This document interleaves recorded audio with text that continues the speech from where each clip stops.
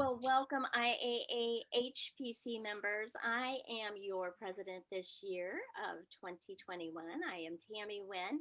I'm the owner and founder of Angels Pause, and I've been with the IHPC for many years at this point. I started out, I think, in 2014 as the education chair.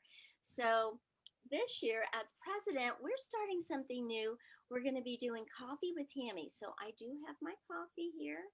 So, um, this is going to take about 10 or 15 minutes, and we're going to have coffee with each of our very important members in the organization who chair a committee or do some other things, and just finding out about some of the members' businesses and so forth. So, welcome to the very first Coffee with Tammy.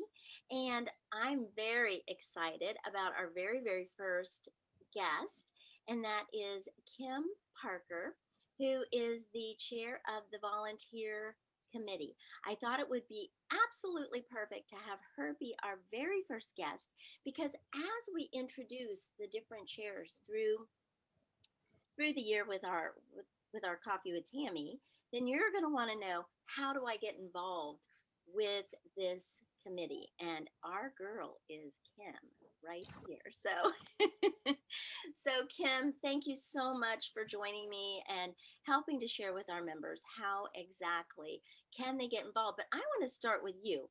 So you're a volunteer chair. The entire organization of the IHPC is volunteer. We actually only have really one paid member, and that is our executive director, the illustrious, very underpaid Colleen Ellis, who does way more for the organization than her job permits in terms of pay.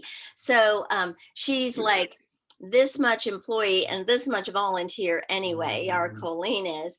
So that's one of the things I think members really don't realize, is that this whole engine runs by volunteers. Every single one of us, every single thing that is done or doesn't get done, happens or doesn't happen because we have a member who steps up or doesn't step up. So Kim, tell me first about you. How long have you been with the IHPC? What is your business? And how did you step into volunteering? Yeah, so my practice is called A Gentle Farewell in the Cleveland, Ohio area. I've been doing that for about 9 years now. So I found out about the IHPC probably about 6 months to a year after I got started, maybe a year after. So I started out with, I think I actually went to one of Colleen's seminars first on pet loss companioning, and then I ended up going to the conference that year and just meeting people and getting involved that way. It was pretty still young at that point in time. And then just kind of slowly, worked with people, know the people who've been around for a long time, and just kind of naturally got more involved in things. So I've just been in a volunteer chair position for a year and a half now, trying to help recruit more volunteers, get more people involved with IHPC, help, kind of grow things and see where we need to go. So I guess that's my brief story and thing of things, but getting involved. Well, that is awesome, Kim. And man, when you stepped in a very big way. So when you became the committee chair, when was that? It was just beginning of last year. Okay. So it was right as the transition, just the early just over a year ago. Okay, Mm-hmm. so right about let's see, pandemic time. Right. Yeah. The conference just before that is when I was help recruited for this position. So yeah, just before the pandemic. So, we didn't want to give you any extra challenges or anything. So we're just Right. going to throw in a committee chair position and a little global pandemic to help you out as you're trying to recruit global volunteers from our global organization. Right. So, so what is the process if somebody's, first of all, if somebody's interested, we're going to talk about what they might get interested in here in a few minutes, but if they're interested and in being a volunteer. What was your experience? I mean, were people having to try to kind of feel their way, like, well, how do I get involved around here? Or did we have as an organization some real organized, engine that helps people know, like, oh, if these are your interests, this is how you get funneled in? How does it happen? Yeah, well, we're trying to get more organized in that and giving people an easier way to find us and how to get involved. And sorry about that. Now all they have to do is send me an email, kim@ihpc.org. Kind of let me know what areas you're interested in, and we, go through committee chairs as things go on. But what you're interested in. And it doesn't have to be a big commitment. It can be very little. My always thought was I want to help, but I don't want to, get overcommitted into things. So, what do I need to do? How can I help? So reaching out to me, we can have a chat about that, figure out, what committees do need help and where you might find yourself, able to offer, your skills. Everybody's got different skill sets. So certain people are, may help be more with one committee than another. So And we all have different gifts. There are things that people it's in their wheelhouse and they really enjoy those things. And as an organization this size, we have needs of all different kinds of skills.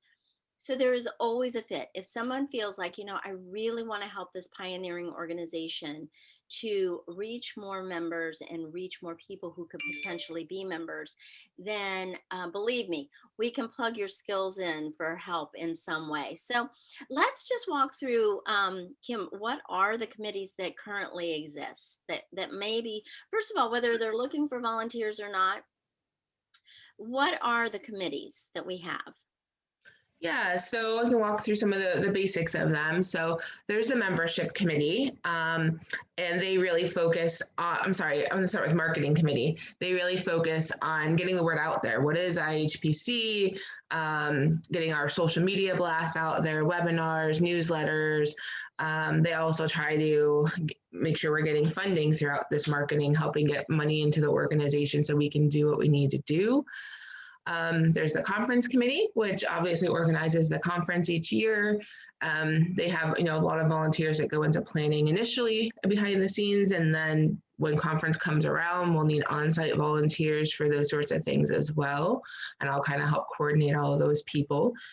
Education and certification, and they are obviously working towards the Certified Hospice and Palliative Care certification for veterinarians, technicians, and social workers. Big thing they're pushing too is trying to get end-of-life care into the curriculum in schools, and vet schools and tech schools. So if anyone has contacts into those areas, or looking at those and trying to make this a more regular part of education. You don't get a lot of this in vet school, and some schools are doing a bit more of it now.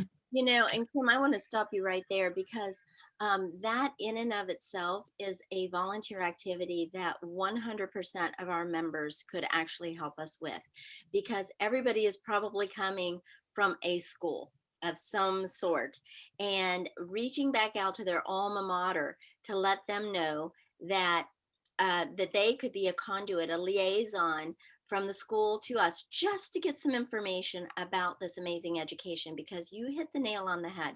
There's not that much education about end of life, especially the way the IAHPC promotes end of life, this beautiful, beautiful ending for our pet parents, that's being taught in the schools. So every single member has an alma mater of some sort that they could just right away. I mean, that's a quick, easy hit connection, and so important because we really would love to get into the schools. So great one. Great. Thank you. Keep going.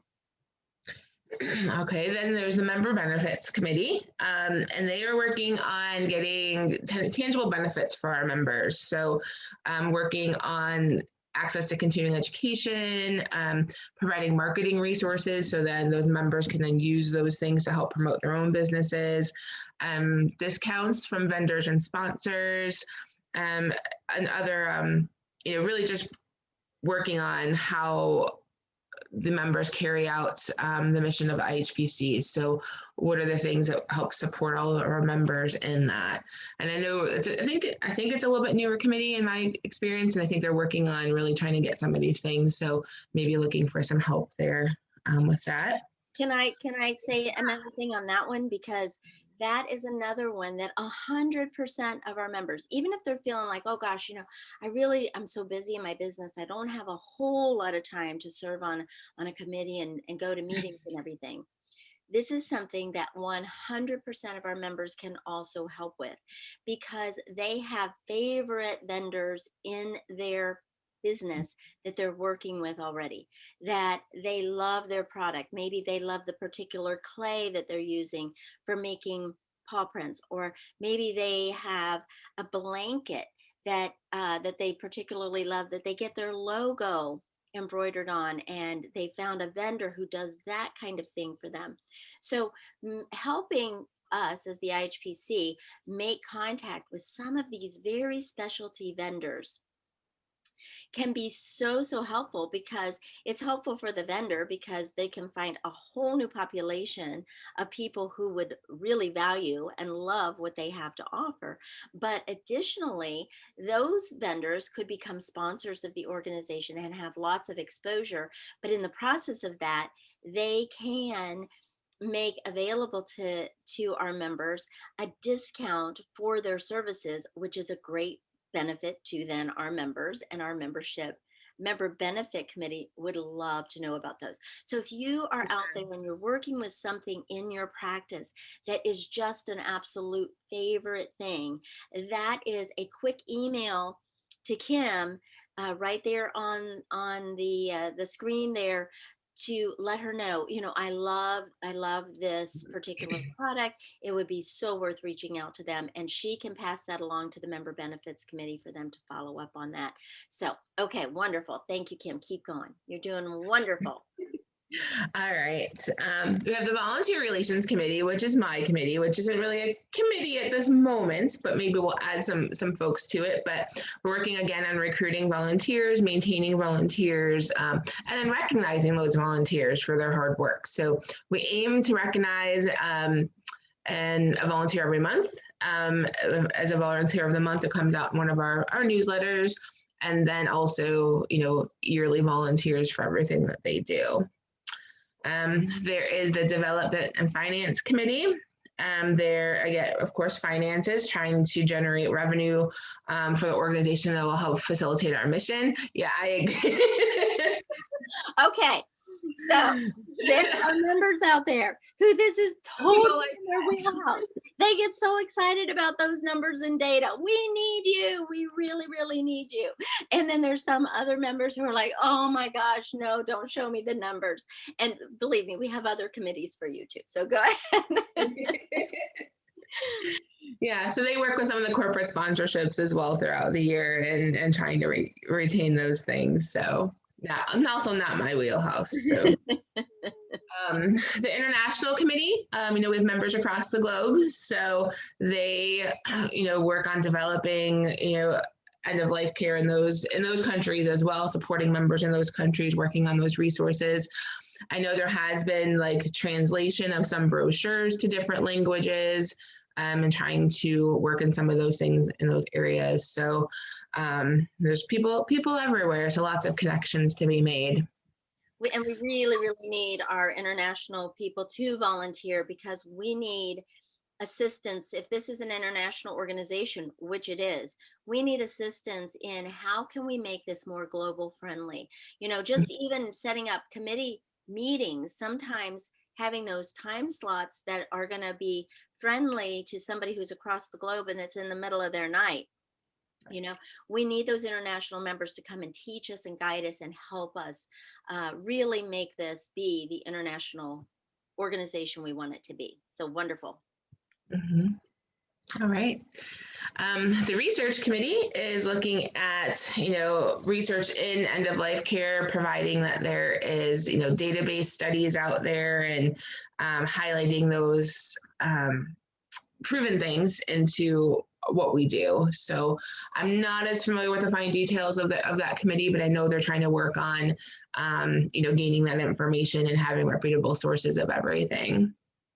And for a growing organization in a pioneering field, research is at a minimum at this point. So it's really a ground floor committee, and will be so exciting to get involved in, because what they're doing right now is just getting a lay of the land of what research currently exists and getting that in the hands of our members, and then growing where are the voids and what do we need from there. So it's if you have any interest in research, this is the time to get involved with them. They are really on the ground floor with what they're doing. So great. Keep going, Kim. You're doing awesome. And then I think the last one I'm aware of is the governance committee. And again, that's one also not for everybody, but bylaws and procedures and policy manuals. That is very important to keeping our organization going, especially as we're growing. So they oversee all of that, and the board of director elections, and all that governmental kind of organizational stuff that's certainly necessary for a group like this. And again, if you have an interest in that area, the people who are currently serving on that committee are awesome. And the other thing that really gets to happen when you join a committee, Kim, is that you get to interact with people who are doing your work, the same type of work that you're doing out there in your community. They're doing it in their community. And now you're working on something kind of the same but different. And you have an Mhm. opportunity to pick each other's brains about, I had a tough case yesterday, and just process those things, and what kind of pre-meds do you use, and you just have an opportunity while you're working with them on this topic to also talk with them, another provider who's in an entirely different area, about those kind of things. So there's just tons and tons of benefits for volunteering. And really, it's not until you get your feet wet in this that I think you discover, like, oh my gosh, this is really, I'm benefiting the organization, but I'm also benefiting myself. In fact, I joined this to benefit the organization, but I'm getting more out of this myself. And that's just sort of a cherry on top that you don't really necessarily think about when you think about volunteering for a nonprofit organization, which is what we are. We are a nonprofit organization, and we have to keep that funding coming in so that we can stay afloat and provide our members the great information and education that we give them to help make their practices absolutely the very, very best. So all right, well, Kim, do you have anything else that you'd like to add as the last couple of minutes here of our coffee? I don't think so. As far as the committees and things themselves, just don't hesitate to reach out. Even if you're not sure if you want to get involved, say, I'm kind of interested in this. I don't know what I want to do, but I'd like to get more involved. Just reach out, send me an email, and I'll get back to you and see what we can do and what we can figure out. So no harm in reaching out and trying. Call this girl. Call her, email her. Her email's sitting right there. Email her. Just email her and say hi. If just say hello. So we gave you lots of good ideas of things that you can do that are tiny investments in time, where you just let us know what are some favorite products that you have. If you have an alma mater, how can I help the organization make that connection? How can I be a liaison? I'd like to use some of my skills and talents to help this organization deeper. Reach out to Kim and talk it through with her. She'll help you kind of land in the right place. And the last thing I'm doing, of course, because I am both a licensed social worker and a registered vet tech. So taking care of both ends of the leash and the cat carrier, if you will. But it's also important to me as the president of the organization this year, to make sure that I continue to beat the drum about self-care, because this is such an important field that we are in. It's also a very hard, sad field. We're dealing with emotional people all the time. So I think it's real important that we all do self-care. So everybody who comes with me and does coffee with Tammy this year, I'm asking one final question, and that is, Kim, if I was going to challenge you that come conference in September, which I hope everybody comes to. It's going to be amazing. So don't miss it in Tampa. You need some fresh air after this pandemic. But so when I see you in Tampa in September, and I ask you, Kim, what was one thing that you can commit to that you will do for yourself between now and then that is your favorite self-care thing to do? What would it be? Oh gosh. Well, I'm really trying to commit to having a day off per week. So a day where I don't have to do any hospice and palliative care euthanasia work, and a day where I don't have to work at the clinic I still work at, and just have a day for myself, whether it's just relaxing at home, whether I can get out and go to a park and do something like that, but just really a day off to myself. Or, you know, So we're talking out of 7 days yes. that you will take one day. One day. Yes. Is that what we're talking? One day, not 2 days. We're not talking have 2 days off like a regular weekend or something like that. You're Right. saying you're That is a Oh, boy. goal. If it happens every other week, I think I'm okay with that too. But I'm gonna try every week to do that, to do something like that. All right, Kim. We're gonna hold your feet to the fire on this one. That is not Okay. that's a low bar. One It is day a week. Okay. pretty lower. We're gonna check back in with you in Tampa at the conference, and we're gonna see that you accomplished that or not. Okay. Sounds good. All right. Well, thank you guys so much for joining us. We hope this was informative to you. And we will see you with the next Coffee with Tammy. Sounds great.